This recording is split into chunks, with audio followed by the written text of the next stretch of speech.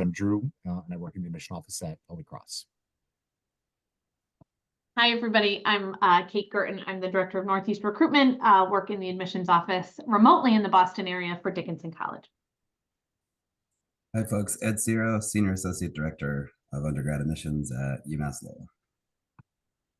And just so everybody has a sense, this is, I lost count, but maybe the 6th or 7th webinar that the three of us have done, mostly targeted at the school counseling population.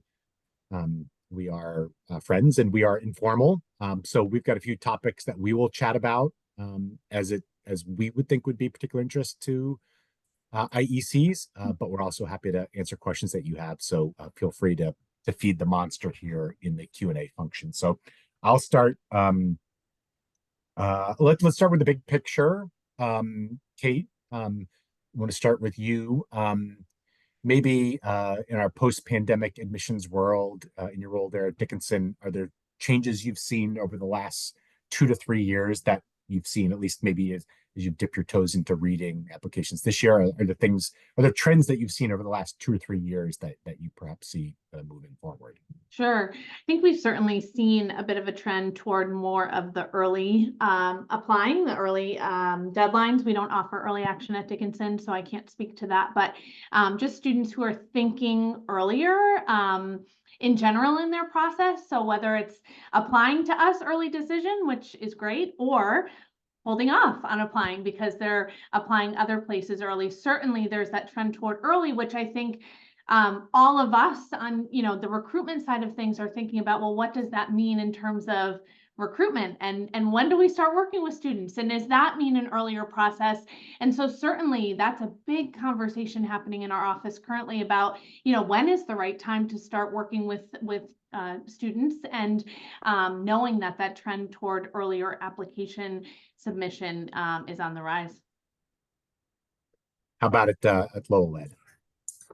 Definitely a move to early. But what I would also say is I feel like the traditional cycle is very murky these days. I think we're getting back to some version of the pre-pandemic one, but honestly, every year since the pandemic, in terms of trends, there's been something unforeseen that's happened that's completely upended the way we do pretty much everything, and also has sort of corrupted the predictability of a lot of our data from year to year. And also just the trends in terms of other schools and how that affects what we're doing. I've talked to a lot of counselors, and heard that there's a lot of uber selective and then a lot of very inclusive. We would put ourselves in the former category, but there's not a lot in between, and I feel like that's a factor that not a lot of people are talking about, but I hear a lot of school counselors lamenting in a way. But it also makes our job a little bit harder, from a predictability point of view. And also direct entry. We've talked a little bit about that over the last X amount of months. And we started with a small pilot program last year. And because of the success, we expanded it. And, we're just seeing it really produce a lot of applications. But again, going back to the idea that we don't really know what to make of that.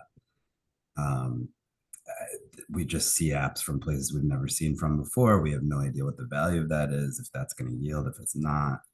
Ironically, we actually yielded better from our direct entry last year than non. So I don't know what that means, So I think just again, year to year, the trends have changed, and it's just making the job also more just continuous.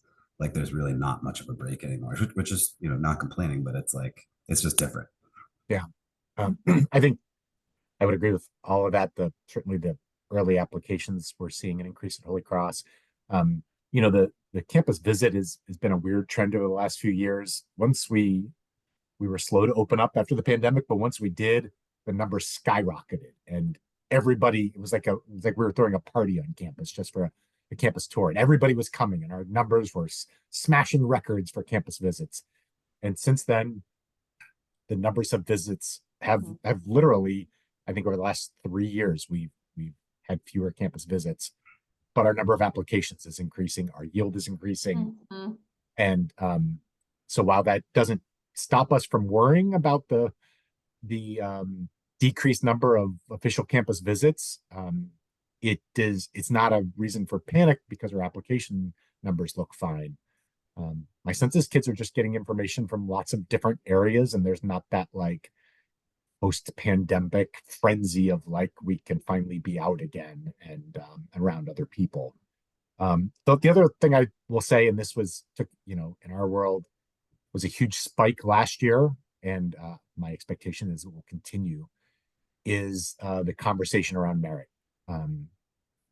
It has been sort of a slow bubbling over the last maybe 5 years of folks asking about merit, wanting more merit. But last year, I feel like it was a full-on boil. Everybody wanted merit. Everybody wanted more merit. Everybody wanted to have their merit matched. And it was constant and continuous. I feel like if you added the conversations we've had over the last 5 years together, that would maybe approach the conversations we had just last year. And to Ed's point, that made regular decision more unpredictable than we had seen. The yield more unpredictable, waitlist activity more unpredictable, which just makes us all a little nervous on the admission side. But I think you could call that a family empowerment movement, right? Folks asking and looking for the best deal, especially as some colleges get close to 6 figures, which is not that far away for sure. Okay, so we at my dinner table we do Wow Pow Chow. Does anyone know? Have we ever talked about that Wow Pow Chow? Like one thing you're excited about, one thing you're disappointed about, and one thing that you ate that was really good. We won't do Wow Pow Chow, but how about like something that's a trend that's good and a trend that you're worried about, and if you repeat content, that's okay. So Kate, is there something? Is there a trend that you like? And one that you're worried about that you're seeing right now? I would say, as much as campus visit numbers, I agree, are down, I do feel like students are engaging in some ways at a higher level. I am seeing, when we think about interview activity, that seems to have increased for us this year.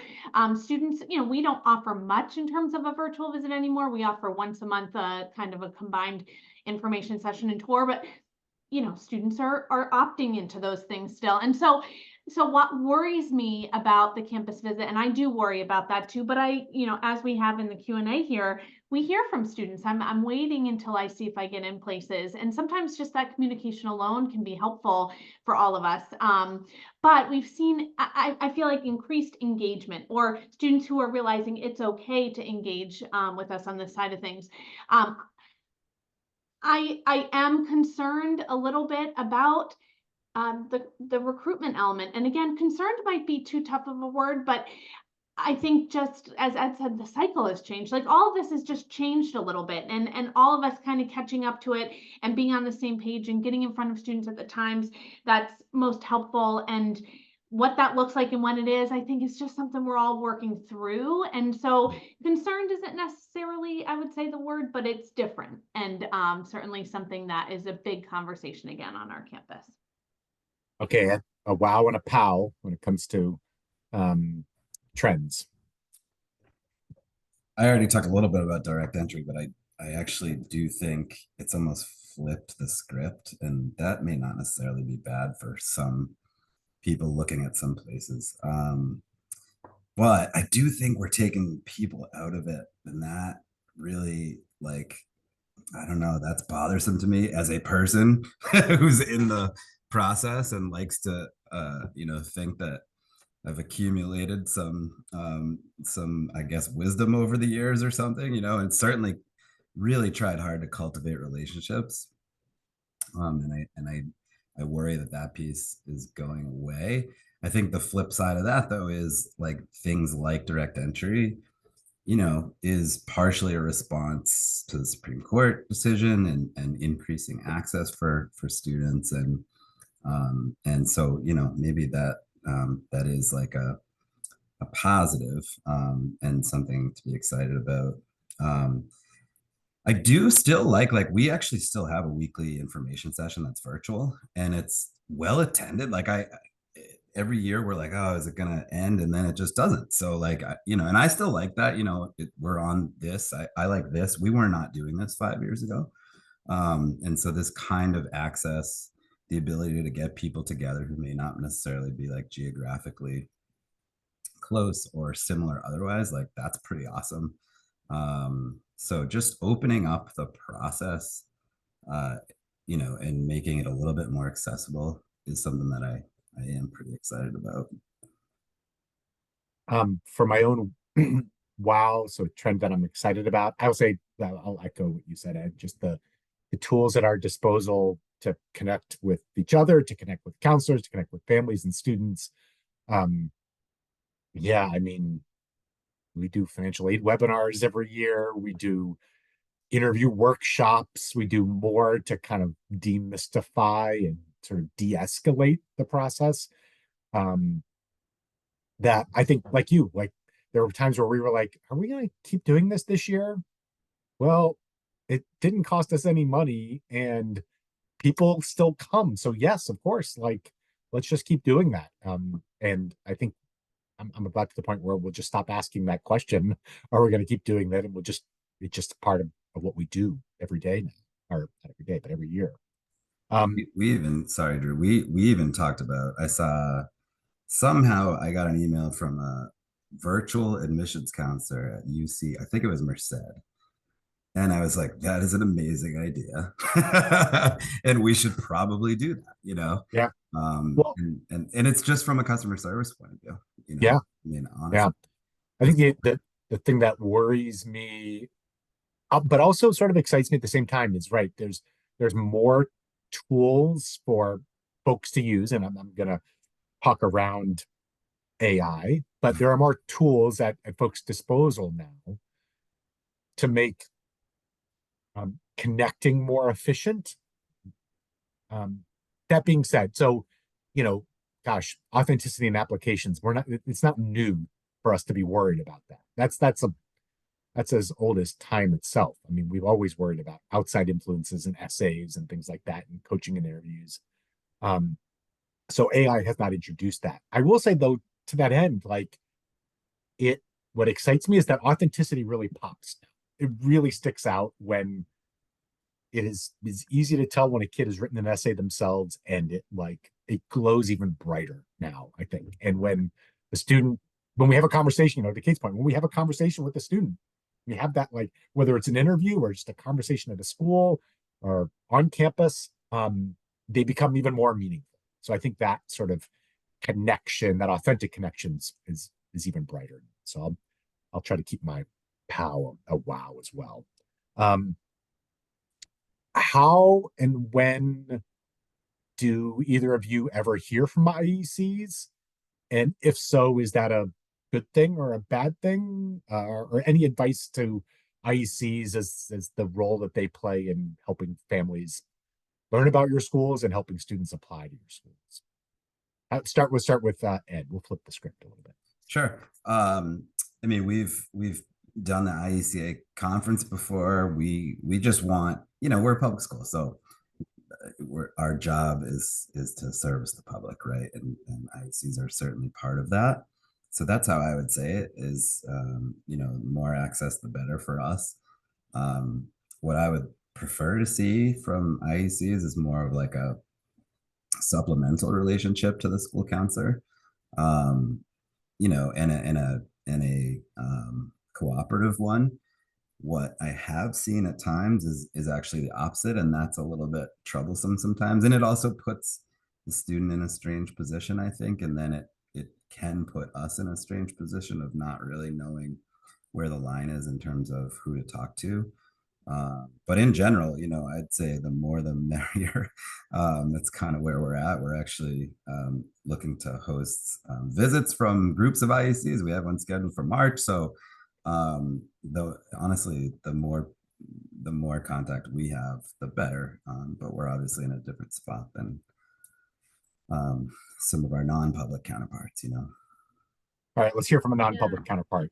Yeah, no, I'd also value conversation and all of that. It's difficult. I can't I'm not going to sit down with an IEC when it comes to sharing details of an application or conversations that are being had, but certainly, knowing that there's a cooperative relationship, like Ed mentioned, between you and the student and their counselor, and getting to know you all and helping you get to know Dickinson is also really wonderful. Again, like I mentioned in the beginning, I'm regionally based in the Boston area. We have other counselors on our staff regionally based in different areas. We are here for the purpose of getting to know students really well and schools really well, but all of you really well too. And where we can sit down and where I can have conversation with you all, learn about the students you're working with, but also be able to share details about the school. I find that really exciting, and also for you all to be a really good resource for the student in encouraging the connection with all of us too, and who are the people to chat with, building that relationship with you all so that you all know who to encourage your students to reach out to. And my answer is directly reflected in a question that just came in the Q&A. I was going to say I love when IECs come to visit campus and shoot me an email beforehand to say, hey, I'm taking the tour or I'm going to walk around campus.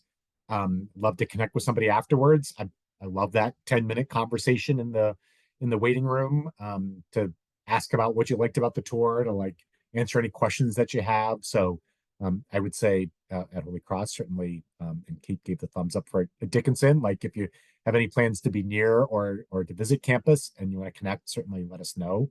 How about at Lowell, Ed? If IEC plans to visit in March, should they reach out to the admission office and let you know that they're there?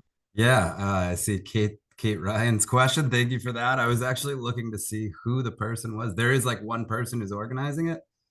It sounds like Jessica Applestone. So I don't know if you know Jessica, but what I would say, Kate, is feel free to email me. My contact info is here, and I'm happy to organize any visit, any group visit from anybody. We are really looking to increase our offerings. And going back to the WOW thing, that is actually one of the WOW pieces that I've enjoyed in the last few years, just like the expansion of like different opportunities to interact with campus, and so hosting groups of independent counselors, totally happy to do that.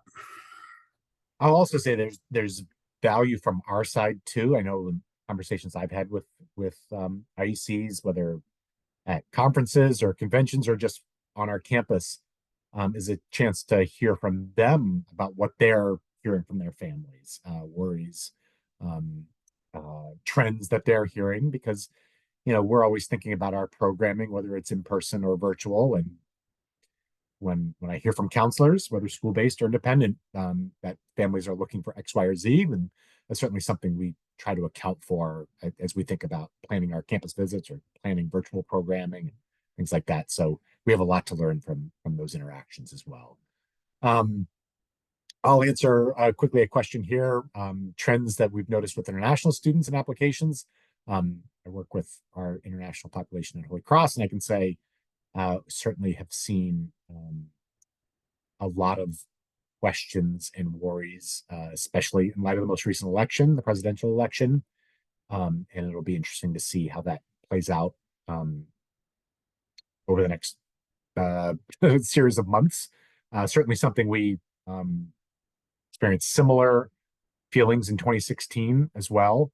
And I'll be curious as the timing of this election and this applicant pool, how that might affect yield and how that might affect visa status. That seems to be the hot button, at least some of the conversations I'm having with international students, and certainly that I'm having with admissions folks who work at other schools right now, about whether folks' intention to enroll has changed since November, or whether their ability to will change. So there's a lot up in the air right now that worries a lot of us who work in higher ed. So we got to the question about campus visits later. How do you guys feel about a student who applies and in some way communicates? Well, I guess it's a larger question about like engagement and demonstrated interest, but for that student who says, I haven't visited, but I'm interested. If I get in, I'll visit. What's your reaction to that at Dickinson, Kate? I mean, I I get it. Certain times students can't visit, right, from certain places or aren't able to visit depending on where they're from. But what we would expect if a student was interested to be engaging in at some point with us, right? And so, like I said, our interview numbers this year are up, and students opting into these webinars or seeing us on the road, we saw an increase in all those areas. And so I'd say, students who can't visit, that's okay. But there are other ways to demonstrate interest. And at a place like Dickinson that's small and values relationship, I would be encouraging of students to be engaging in some other way to get to know a student. If it's just a statement of I plan to visit if I'm accepted and there's nothing else there, there's not a lot more for me to work with that statement. But when there's opportunity to get to know students and build that relationship and get to know them a little bit better and know that they've also done some additional research that's at their fingertips about us, it kind of beefs that up a little bit. And what about you, Ed? I don't know if engagement is a part of your conversation when looking at files or a level of interest, but do you have students who express that they will visit or engage after acceptance?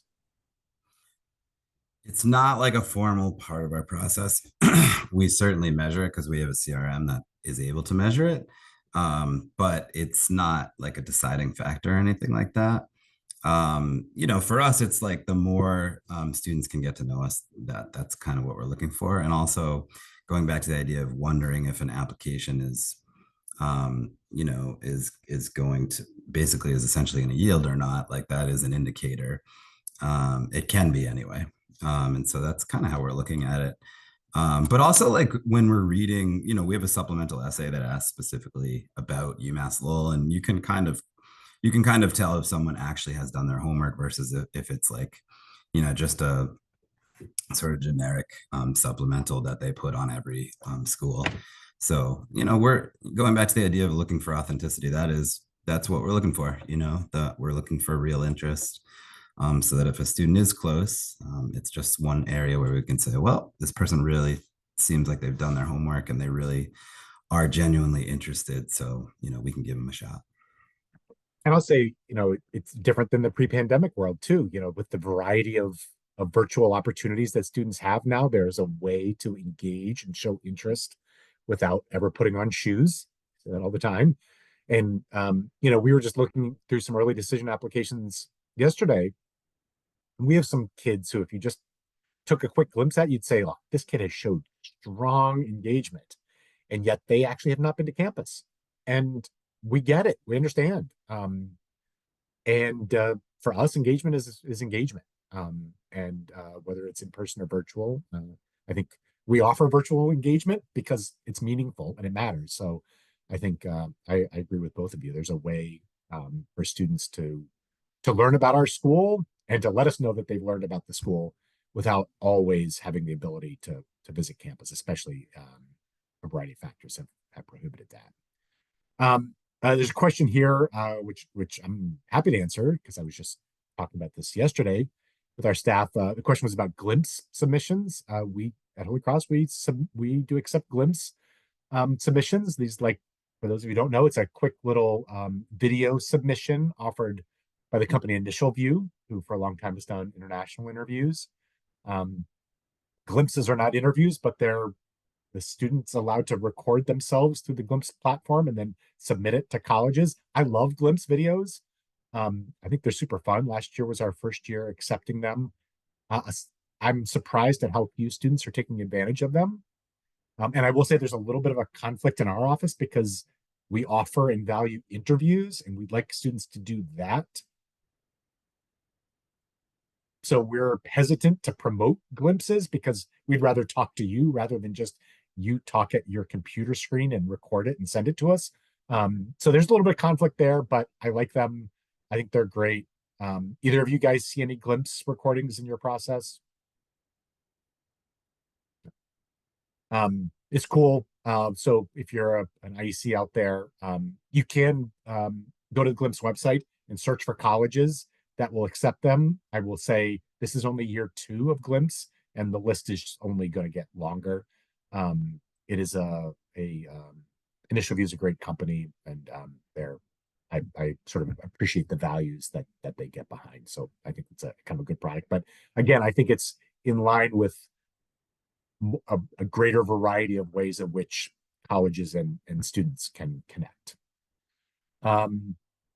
Here's a good question. I think this applies to the three of us. As an INC, how can we encourage clients enamored with big names to consider smaller colleges like yours? I'm sure both of you have a perfectly easy, reasonable, and simple solution to this. Any advice for this IEC? You know what, when you talk about trends and things that I'm hearing, again, I'm up in the Northeast and I hear a lot about big and south in terms of being places students are considering. So thanks for raising this, because certainly something that I feel like I'm constantly thinking about in my work. And I think at the end of the day, it's encouraging them just to choose one small school to go visit and see what it feels like, right? And I think when I meet with students, we talk a lot about fit, and it's got to be the right academic fit, but it's also got to be the right social fit. There are so many different elements of fit. And I think sometimes when people think, academic fit, they think just the place has got to have the major I'm thinking about. But it's so much more than that. It's about, what does that academic learning environment actually look like? And what does it feel like? And what works for me? And how do I thrive, right? And so encouraging them to peel the layers back on what they're actually looking for, and then being able to say, well, here's a school that might align. Some school students might want big, I'm speculating, because they want the sports and the big rah-rah. But some of us who are small liberal arts division 3, for example, colleges with really competitive athletic programs, there's elements of that on our campus. And so it's a matter of connecting with the right people. I always encourage students who are interested in Dickinson I always tell them to challenge me. Think about a student who's doing something or participating in something that sounds like you, that you might be into, and I will find that student and I'll connect them with you. And so just know those options for, we're here to be a great resource for your students, but we're also here to be really great connectors and really great resources for your students. And so sometimes it takes a conversation with somebody that has similar interests, but encourage them, peel back the layers, figure out what they're really looking for, and then encourage them to visit one place and make some of those connections, and maybe that'll help. I would say that isn't this part of what someone would be paying an IEC to do? Like I'm because it's like everybody knows the brand name schools, everybody, right? Like we all even know the logos and colors, you know what I mean? So I'm not minimizing the question, but what I am saying is, for instance, if there's a nurse in Massachusetts or an aspiring nurse, they should absolutely have us on their list. It is frankly strange if they don't. I mean, I just hate to say it that bluntly. If you look at any measurable, we compete with any school anywhere. I would say I've had engineers say the same thing to me about engineers that we produce, where they literally say to me, big brand name school that everybody knows, I would rather hire your student over that student, right? That is real. That's true. The biggest feedback we get is, wow, it was so much better than I thought it was, which is a backhanded compliment, but that's fine. But I'd say that's a good example of like, follow the data, and there's one of the questions here about how to interact. Really study and know the schools. Like that, to me, that's the job. And if you do that, and you have some programs that it makes sense to steer towards us, that's what I would emphasize. I mean, we are academic institutions. That is what we're supposed to be doing. I'm fully aware of the market dynamics where people are interested in manicured golf course lawns. Like, got it. That's not what it's supposed to be about necessarily, right? It's not saying it's not in the mix. It is, especially for paying customers.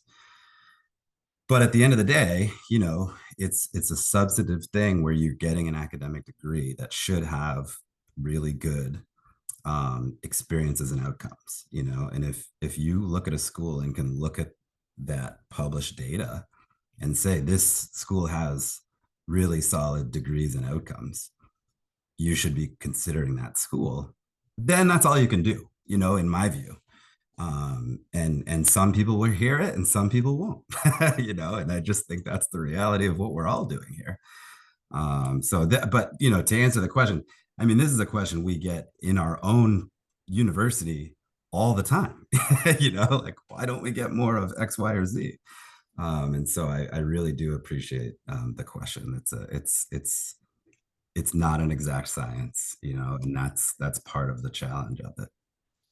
I was talking to a friend recently whose son was about to start the process, and sort of my friend asked the same question. You know, he's mostly concerned with, you know, and obsessed with these name brand schools, and some of the schools he's more likely invited my wife.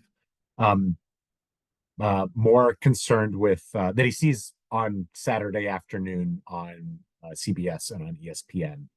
And I said, well, I can't show him this, but if I could, I would. I would show him what our stack of applications looks like in our transfer pool right now, because most of those transfer applications that we receive are from the big brand name schools, and especially from schools that you see playing football games on Saturday afternoons.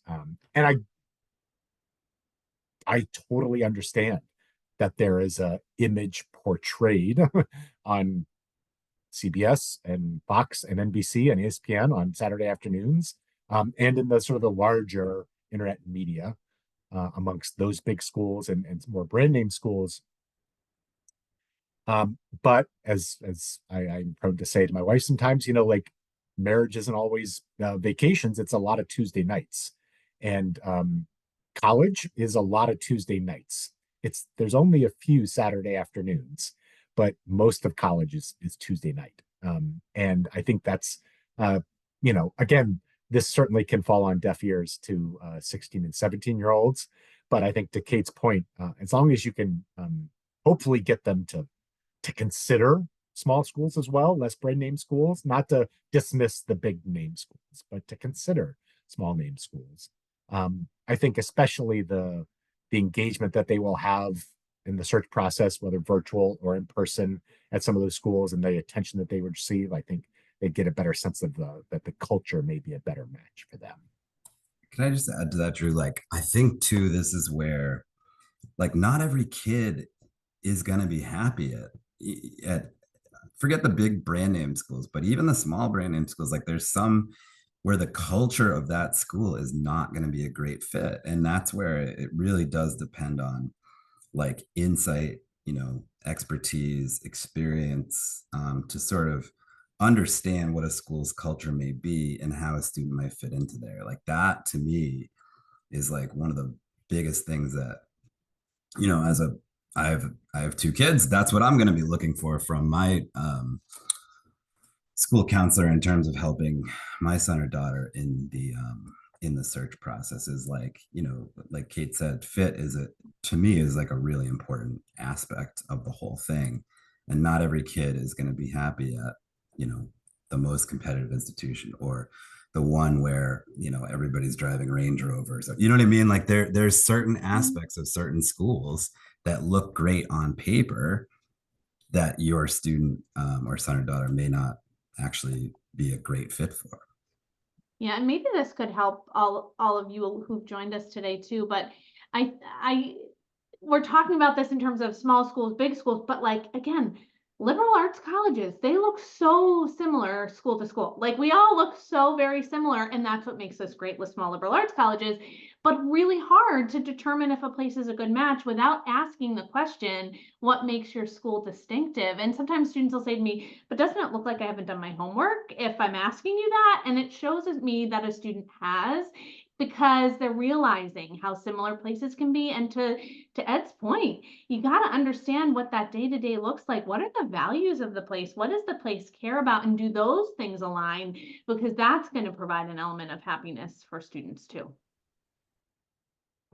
Let's do I've got three quick hot topics, and one of them was just posted here. Standardized testing. We'll do a quick round robin. We've been test optional for over 15 years. Pre-pandemic, we were 60% submitters, 40% non-submitters. Post-pandemic, it's pretty much flipped to 40% submitters and 60% non-submitters. Ed? Yeah, we've been no test, and we call it the no test option. We did that intentionally in 2015. We were the first public school in New England to move to no test. We did that because our engineering dean saw that there was no correlation between test scores and success in his program, and he really pushed our chancellor at the time and the provost and trustees to get us to make that switch. We're not going to go back. I don't think, I'm obviously it's not my decision, but it's really, our students do great, and there's no real good reason for us to ever go back. Yeah, Dickinson's been test optional since the mid-90s. Through the pandemic, we had a 3-year period where we went test free. There was so much inequity. We knew how to do the process without testing, so we let it go. And I think if you asked me or others in our office, we actually really loved that period of time. The challenge, though, and the tough part came when students would say to us, but I want to show you my scores, and we'd be saying no. And so at the end of that pilot, we went back to being test optional, and I'd say with like Drew, we were about 40% submitters, 60% non-submitters, but just anecdotally, and again, we're very early in our review process this year, I feel like I'm seeing more submitters. And I don't know if it's just my region. I don't know. I have nothing to base that off of except my own anecdotal day-to-day. But it's been interesting to see. So, but again, it's not a big part. It's not a driver. It's truly, if it's not there, I'm not looking for it.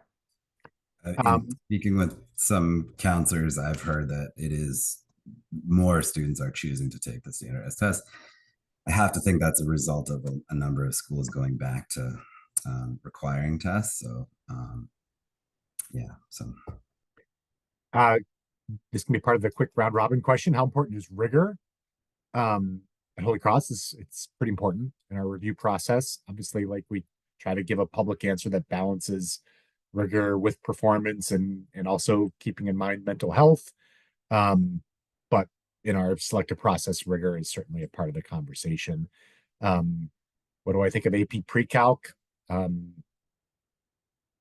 don't want to sound like the old get off my lawn guy, but we'll still consider it an AP.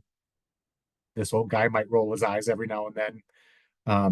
But it's an AP, and if AP US is taught over 2 years, and there's some really good schools that have done that. So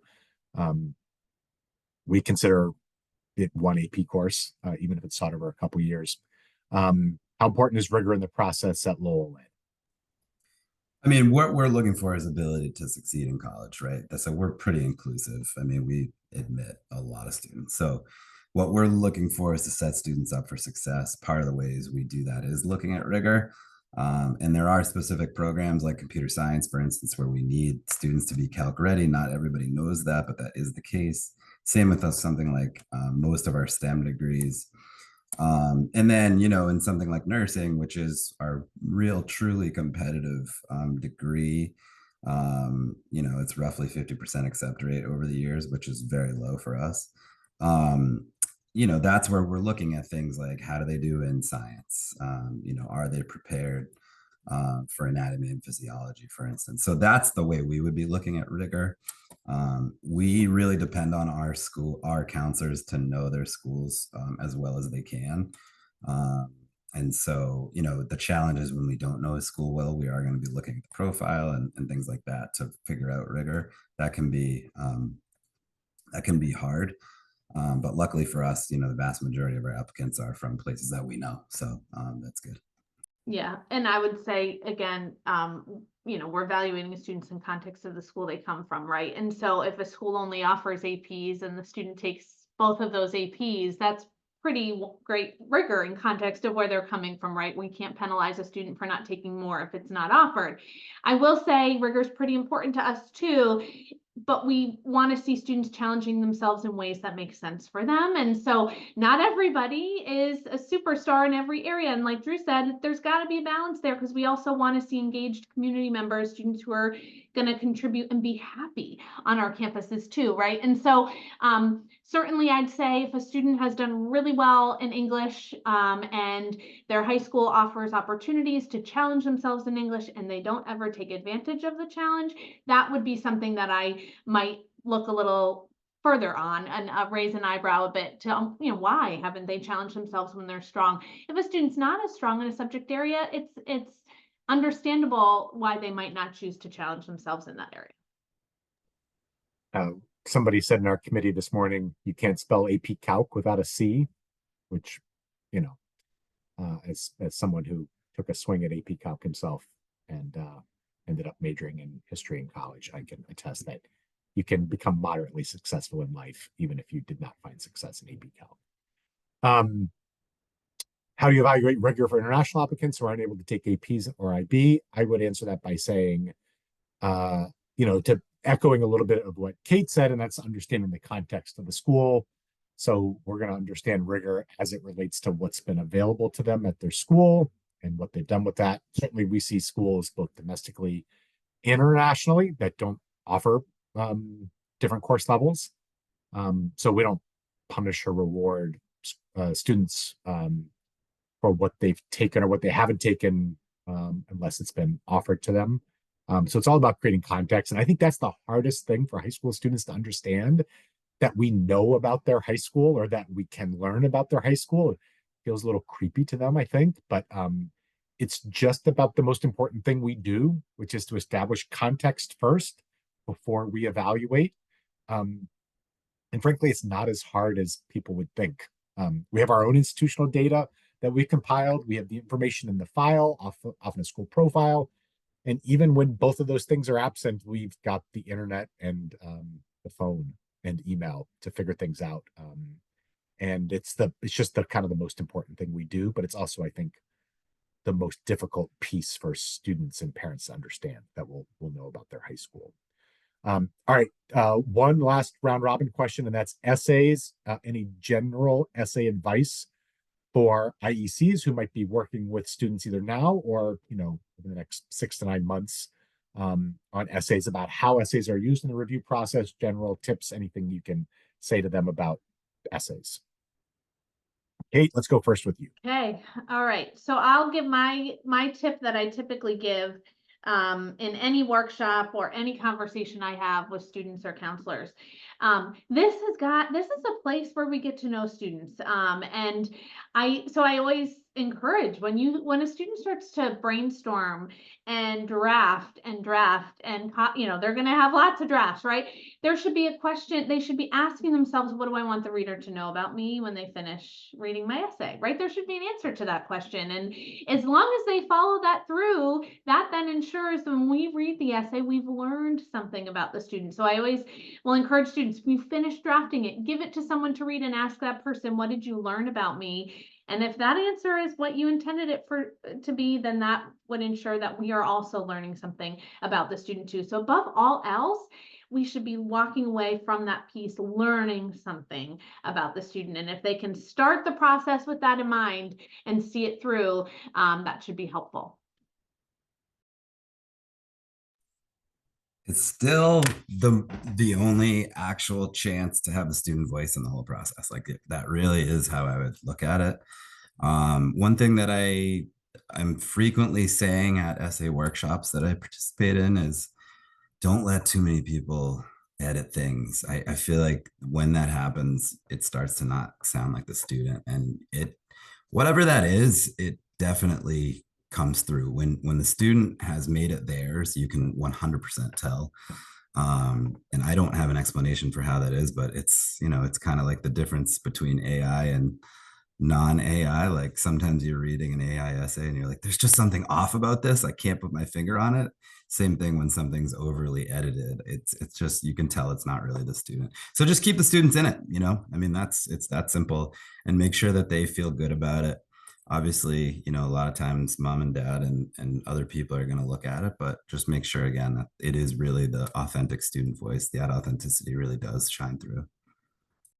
I think the only thing I'd add is I said to a group of students a couple of weeks ago, this is especially true during senior fall. it's the role the essay plays, the weight it carries in the application is likely not nearly as much as you think it is right now. I think a lot of times during senior fall, students think it's going to make or break their chances, and it so rarely does. The misplaced comma does not does not determine your fate at that particular school.